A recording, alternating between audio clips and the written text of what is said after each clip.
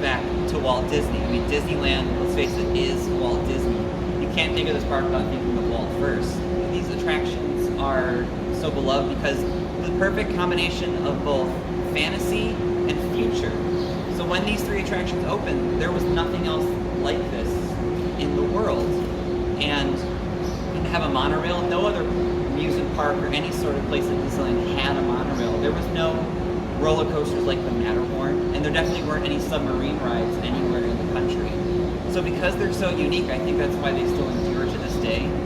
And just the fact that all three of these attractions opened together, I mean, three e-ticket attractions, not only opening in the same park, but opening in the same vicinity, crisscrossing each other. I mean, that's, today, we do a lot of expansions like Star Wars Land, huge, big productions, but back then, I mean, to have these attractions opening, these complex attractions together, it was really something special.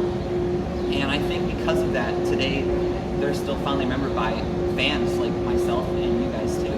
So, as you guys probably know, the Matterhorn was Disneyland's first thrill ride.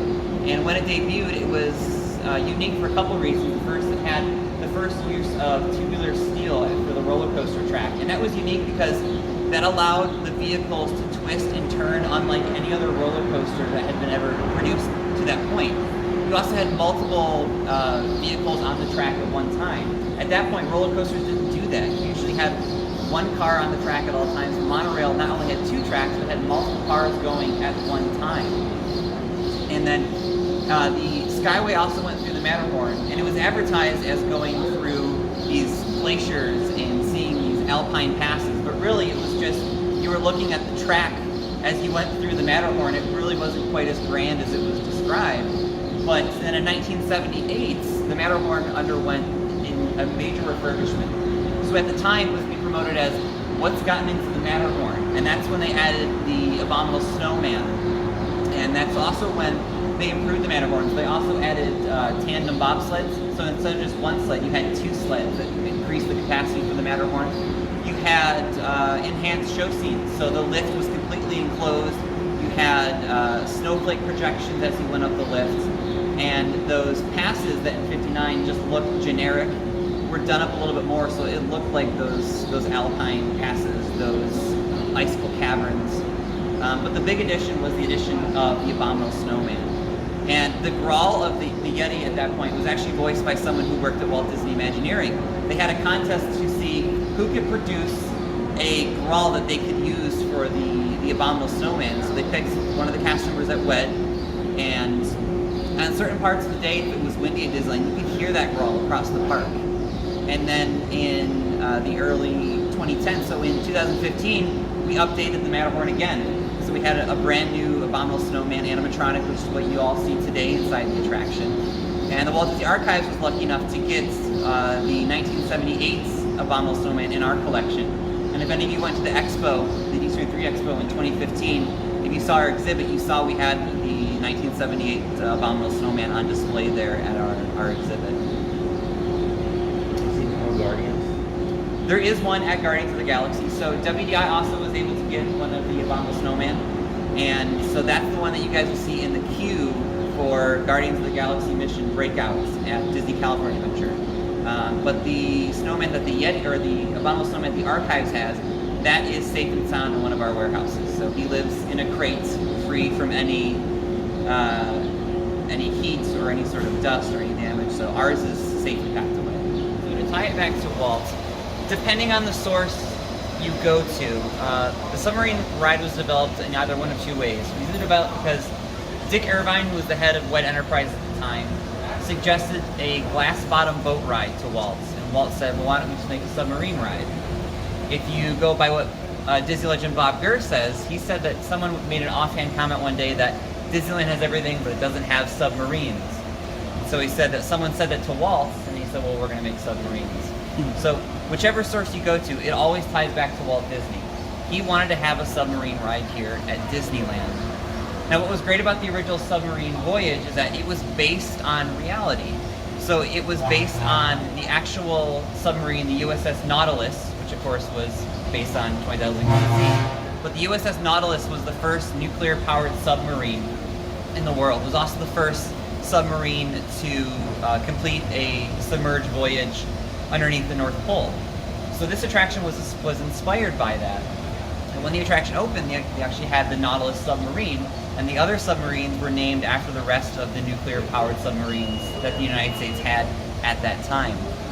This attraction was unique when it opened because, as I said earlier, there weren't submarine rides at other amusement parks. This really was the first of its kind, and it was based in reality. Even though there was a lot of fantasy involved, it was based on what was going on at that point in the history of the United States.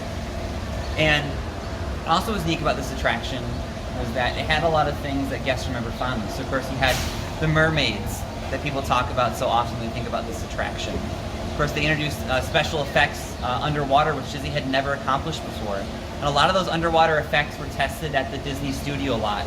They actually dug a hole in the ground and filled it with water and then made a mock-up of the insides of the submarines, so the special effects artists could sit there in the mock-ups and see all the effects underwater before they installed them here at the park. Then when this attraction first opened, it was sponsored by General Dynamics Corporation, which helped develop the attraction. And then when this attraction opened in 1959, they actually brought out Charles Kirkpatrick, who was the Admiral of the U.S. Navy at that time, and he helped dedicate this attraction. And then you guys have probably seen the video of this attraction being christened with the woman breaking the champagne bottle over the ship, almost falling into the water herself. And that was actually a wife of one of the crew members of the USS Nautilus. He came in here with his family, and they had his wife do the opening ceremonies for the attraction. But do you guys have any questions about the original version or the development of the submarine ride? Now, one thing that I thought was interesting, so when I was doing research for this attraction, I saw a quote by Joe Fowler, Disney legend Joe Fowler, who was in charge of all construction of Disneyland at the time. And he was saying that they considered bringing in the U.S. Navy to help develop this attraction. And Joe Fowler, being a retired U.S. Admiral of the U.S. Navy, he said, oh, if you do that, it's just going to be involved in a bunch of red tape, and we're never getting anything done. So they didn't use the U.S. Navy when they did this attraction. They asked for advice, but they didn't actually bring them in as consultants because they knew things wouldn't get done. And what was great about this point in the history of Disneyland is that when they wanted to do things, they just did them. Things got done so quickly. Bob Gurr has said that they didn't have project managers, they didn't have project coordinators. They just did things. Walt would come in and say, yeah, let's do that. And they would do it. And what's interesting about this attraction and the rest of the 59 Disneyland attractions is that they were done in just a couple months. Development of these attractions started late in 1958 and it opened by June of 59. Today things move at a little bit slower pace, but back then to have 3 e-tickets built in just a couple months and open to guests, that's amazing. In 59, you had the monorail station above the submarine voyage, and that was the one and only station. And the monorail just went around Tomorrowland and part of Fantasyland. And then in 1961, you had the monorail expanded over to the Disneyland Hotel, where a second station was built. And when the monorail was expanded, that was the first time that a monorail had ever gone across a major road, or at least gone alongside a major road. And then also in 61, you had the Mark II monorail debut. So in 59, you had the first version of the monorail. In 61, you had the second version of the monorail debuting. And then in 1969, the Mark III monorail debuts. And then 86, you don't have Mark IV, because Mark IV debuts at Walt Disney World in 71. So at Disneyland in 86, you have the Mark V monorail debuting. And then in 2001, you had this station built here at Downtown Disney. And the monorail station that was built at Disney Hotel was demolished, so this one could be the new second platform for the monorail. And in 2008, you have the Mark VII monorail, which you see behind me, that debuted, and that is our current fleet of monorails.